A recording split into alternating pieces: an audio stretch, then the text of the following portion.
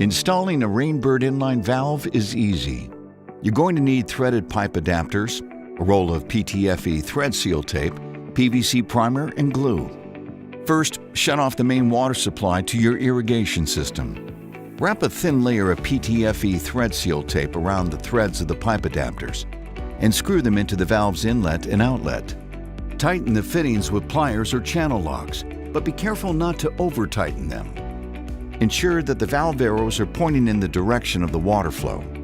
Next, apply primer to the insides of the fittings and the outsides of the pipes. After the primer dries, spread an even layer of glue over the primer. Insert the pipes and make sure the valve is level. Let the glue dry for at least 30 minutes before turning the main water supply back on. Next, connect the solenoid to your sprinkler timer. Use watertight wire nuts to protect the connections from water. Connect the white wire on all solenoids to the common wire, which is also usually white. Then connect the other solenoid wire to a power wire, which is usually colored.